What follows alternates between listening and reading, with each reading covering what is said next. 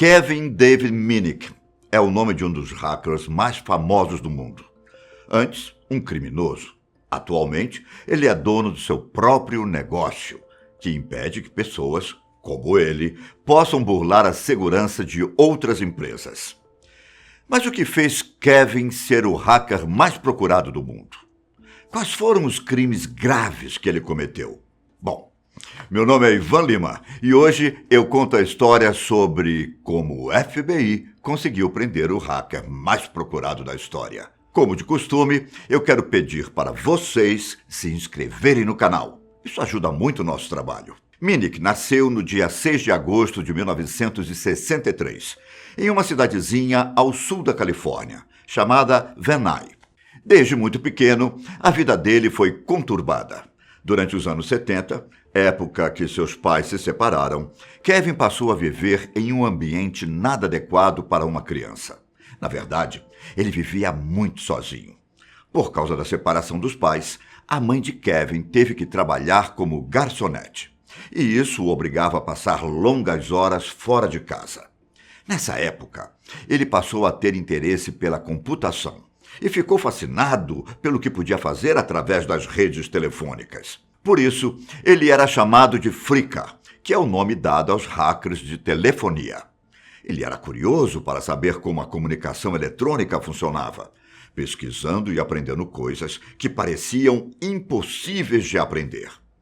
E todos os seus estudos na infância realmente valeram a pena.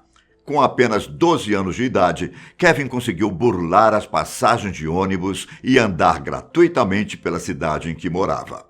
Mas isso era apenas o começo da carreira de um grande hacker.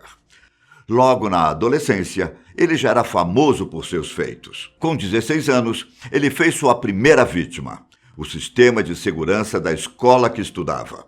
Com certeza, ele deve ter alterado as suas notas, mas o objetivo de Minnick não era esse. Na verdade, ele queria apenas testar a sua capacidade de invadir um sistema.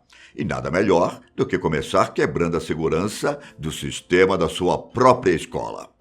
Depois da sua primeira invasão, Minnick não parou mais. Em 1981, Kevin, junto com 2 amigos, invadiram o sistema de uma empresa chamada Pacific Bell, uma companhia telefônica que prestava serviço telefônico na Califórnia. Depois que conseguiram invadir o sistema, eles tiveram acesso a várias informações, desde lista de chaves de segurança à combinação das portas de várias filiais. Usando engenharia social, que é uma técnica de manipulação psicológica de pessoas para a execução de ações ou divulgação de informações confidenciais, Minnick passou também a usar um nome falso. Porém, seus planos estavam longe de dar certo. Essa foi a primeira vez que Kevin foi preso. Por ainda ser menor de idade, ele foi condenado a 3 meses de prisão e 1 ano sob liberdade condicional. Uma das histórias que mostram como Kevin era ousado envolveu os policiais encarregados pelo seu caso. Ele conseguiu ter o controle para monitorar o correio de voz dos policiais que estavam investigando ele. E foi aí que as coisas começaram a ficar sem controle.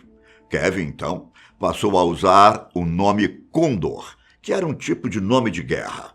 Mas pouco tempo depois, exatamente em 1983, Kevin foi preso pela 2ª vez.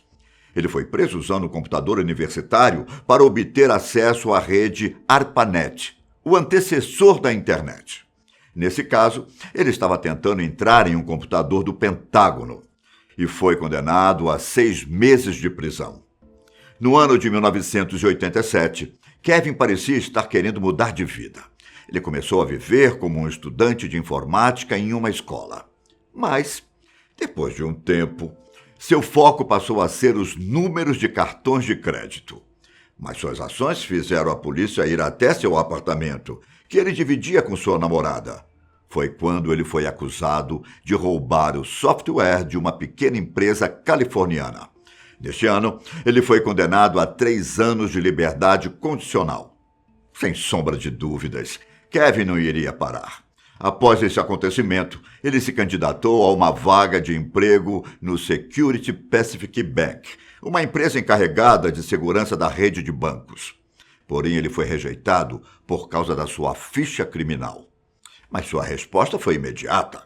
Ele falsificou alguns balanços do banco, onde os prejuízos somavam cerca de 400 milhões de dólares. Mas, por sorte, conseguiram impedir que ele finalizasse a ação. Entre 1987 e 1988, Kevin ganharia muita fama. Ele fez uma parceria com Lenny Ditcom e começaram a tentar acesso à rede corporativa de uma empresa chamada EasyNet.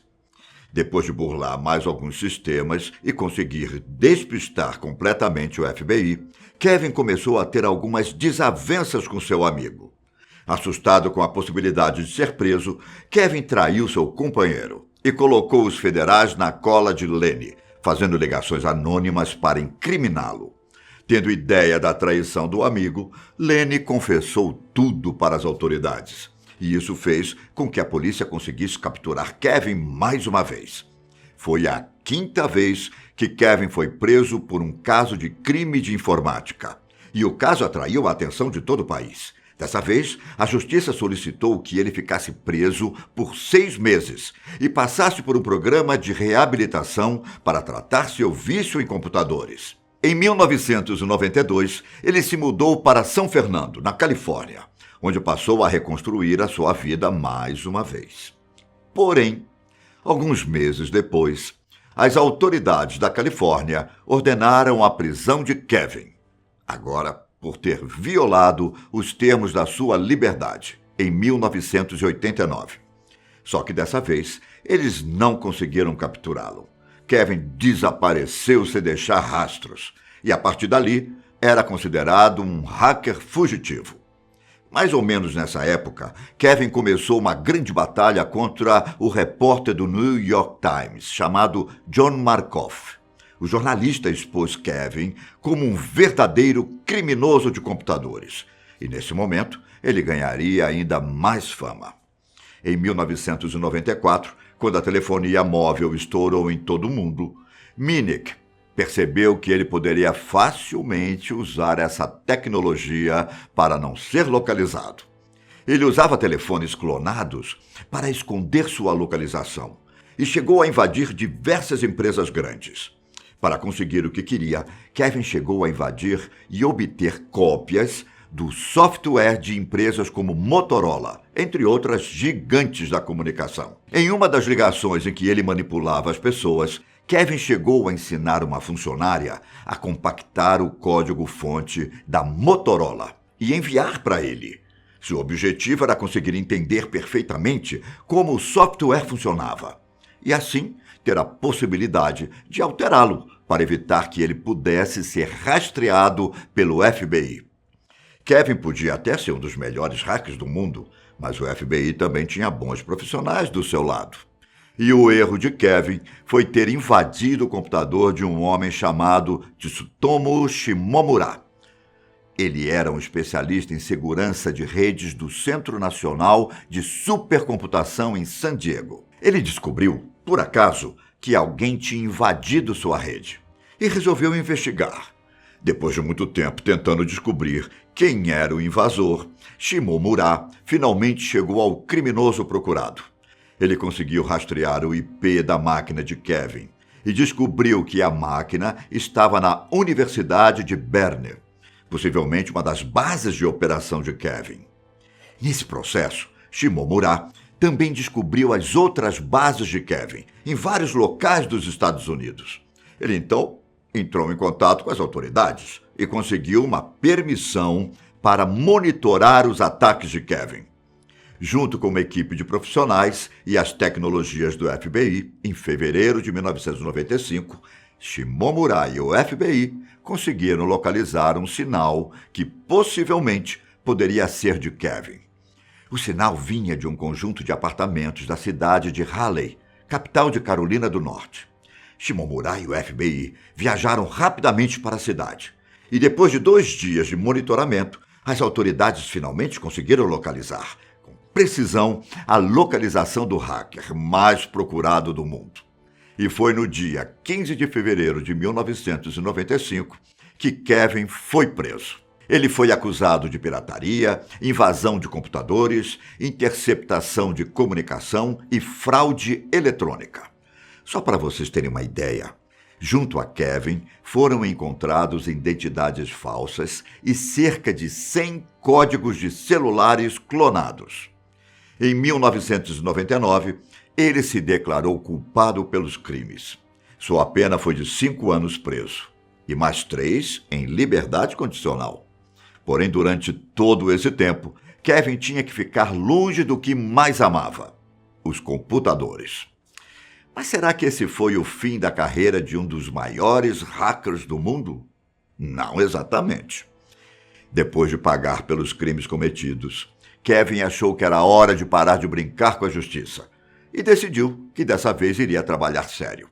Ele criou a chamada Minic Security Consulting, uma empresa que impede que pessoas façam o que ele fez no passado. O resultado? A empresa de Kevin é conhecida por obter 100% de eficiência em todas as invasões das empresas que os contrataram. Bom, de certo modo, ele continua usando seu talento para hackear outras pessoas. Só que agora, ele faz tudo isso de forma legal. Infelizmente, algumas pessoas usam seu talento para fazer o mal. Porém, Kevin é a prova viva de que o jogo pode mudar. E você? Já conhecia a história do hacker mais procurado do mundo? Por hoje, eu me despeço por aqui. Até mais. Tchau!